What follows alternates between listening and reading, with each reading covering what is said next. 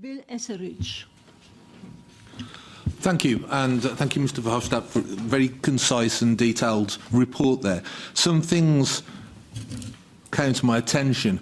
I think the first thing to say is, leading on from Madam Chairman's starting, where she's had representations from people in the UK, and then Mr. Corbett talking there about, and quite accurately quoting statistics and figures from latest opinion polls, etc., which will give the impression, and I understand why, that there is a significant sea change of opinion in the United Kingdom.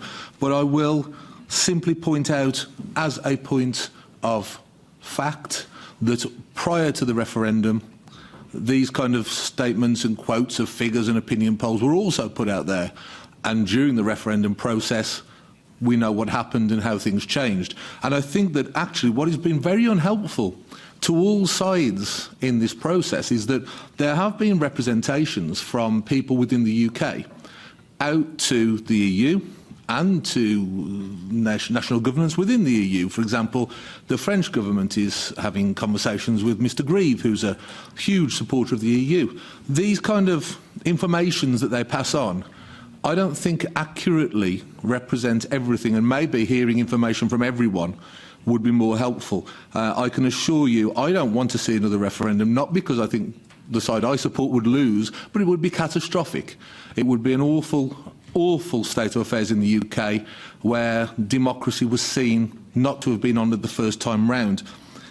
And talking of catastrophes, Mr. Verhofstadt said that WTO rules, Brexit, would be catastrophic for the UK, and very fairly, I think, he also pointed out the difficulties for the EU. If this is such a case, personally, my vested hope, and I accept in this room I'm probably in a minority of one, but I would like to see a WTO rules Brexit. But if that weren't to be the case, and if it is as catastrophic as we're being told here today, I, with respect, suggest that the EU negotiators maybe need to give a little bit more help to Mrs May and her team, because they are, after all, a team made up of people who support the EU, who campaign to remain, and who are trying to get the softest possible Brexit, far softer than most people in the UK would have expected in these negotiations. So I think, you know, if it is such a catastrophe, maybe you need to back the horse that's more or less on your side. I think the other thing as well, we have to talk about the backstop. That's been discussed, I don't know an item, but there is another factor in this. It affects the constitution of the United Kingdom and is currently being legally challenged by Lord Trimble, who was instrumental in the Good Friday Agreement, which all sides believe, obviously, we need to make sure isn't ripped up, as was previously stated. But if one of the main people involved in it questions the backstop's legality, that needs to be considered. I welcome the talk about citizens' rights being respected. The UK has a long history of being one of the leaders in citizens' rights, and I have no doubt that our input into this will be very constructive and helpful, and I think that all sides will be happy with the outcome of that. My final point is that I welcome Mr. Verhofstadt's rejection of a long extension. I think he may be quite surprised the number of times I'm welcoming things he said today. But, you know, I do think in all of the exchanges that I see Mr. Verhofstadt in, he's at least honest and straight, and that's one thing I admire. I think a long extension is in nobody's interests. I understand the voices who wish to try and rerun the referendum and try and do it again because they didn't get the result they think was right. And I understand all that, but we have got to the point now, after years of negotiation, where the British public have been promised Brexit. And we must make sure, and of course there may be a short delay to get through certain amendments, motions, bureaucracy, but we must make sure that in the short term Brexit is delivered, whether it be with a deal which is acceptable to all sides, or to WTO standards and rules. It is for the good of all concerned that we get some certainty in our relationship between the UK and our closest friends and allies, and we must get this done, and we must get it done quickly. There was a question on Mr. Etheridge, I think. He said a little bit of help. Yeah. Everybody wants to help everybody, but helping doesn't mean that we will give up the principles and the values of the European Union and our system. That is the red line for us. We have only one red line, if I can say, not the many red lines of the other side. We have only one red line. That is, we will not undo, for the sake of Brexit, the union system, the single market, the four freedoms, and the whole way of working that is linked to that, to the Union and the European Union. That is what we will not do. So we can give, when we talk about the backstop is necessary to avoid the border between Northern Ireland and the Irish Republic, and it's also necessary to safeguard the coherence of the single market, and that we will not undo. So that has been from day one our position, and that will not change. You cannot ask from the European Union to say, change your single market, change your basic principles, change your values, because we go out. It's not the European Union was leaving Britain. Eh?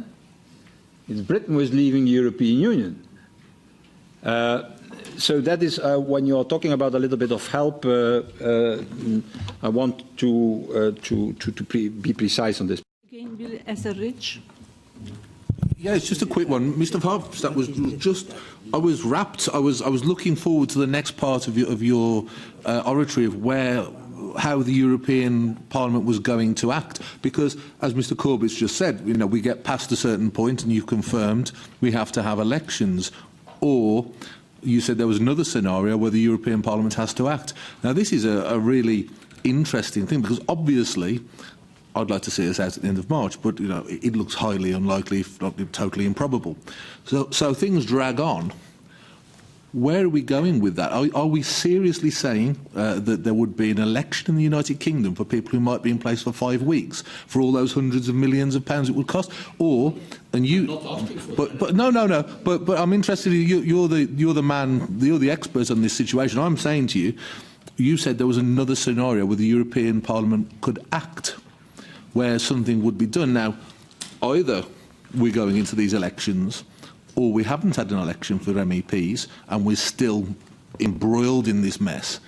What is the other alternative? How does this work? Are we talking about appointing people? And how does it happen? How does it happen that when we come to a final withdrawal agreement, assuming that you're managed to get one, how is it signed off? No, I was only saying, I'll be very clear, that normally you have to organise your elections. If you don't do, for whatever reason, if you don't do, and we have our elections in the 27, these people elected in the 27 can constitute a parliament that can act, that can be... So a deal could be signed off without British MEPs? Yeah, you cannot... not one member state, by not organising elections, cannot undo the whole system of European democracy and of the European Parliament. You can, Britain will be, I don't know, convicted before a court, I presume, in Britain and so on. But it will not block the European Parliament to act, because otherwise, whatever country, big or small, can block European democracy and European decision-making by not organising its election. That's not possible. So it's conceivable the final document, the final withdrawal agreement, could conceivably be done and signed off, because it has to be passed in a vote here, without British MEPs actually voting on it. That's the question I'm asking. Yeah, but that's yours. That I don't know. That will be the decision in Britain, not the decision here. Sorry, Could be that, yeah. Madam McGuinness.